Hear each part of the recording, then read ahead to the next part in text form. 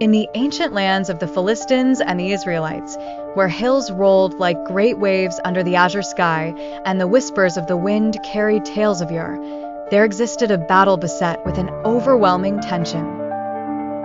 Two armies stood at the brink of conflict, divided by a great valley, with swords gleaming and shields raised in a cacophony of metallic promises. From amidst the Philistine ranks emerged a figure so formidable that even the echo of his name sent shivers down the spines of the most valiant warriors.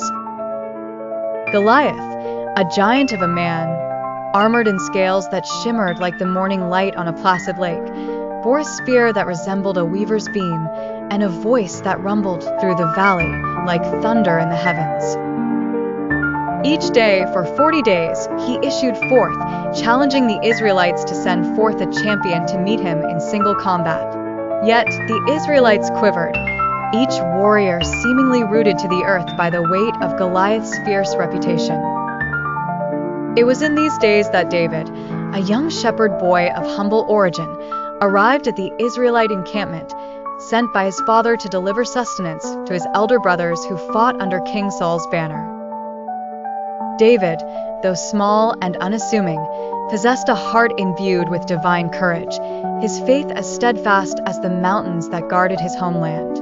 Upon hearing the taunts of Goliath and seeing the fear-stricken faces of his compatriots, David's spirit was stirred.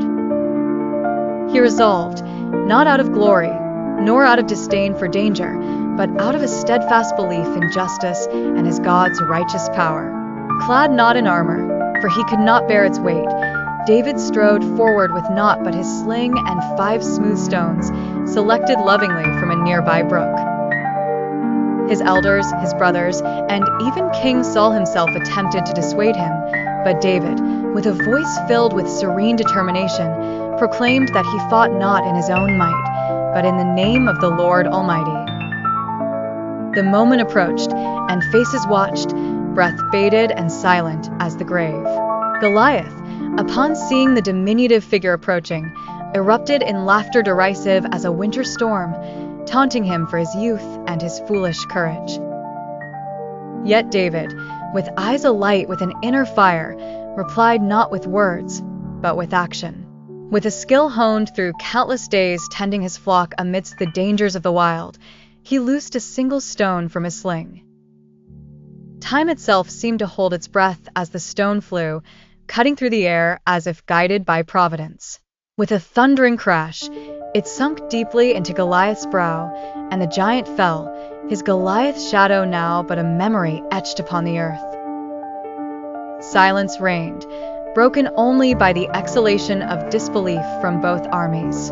And thus, it was that a boy, who held within his breast nothing but a simple faith and an unshakable belief in justice, overcame that which seemed insurmountable.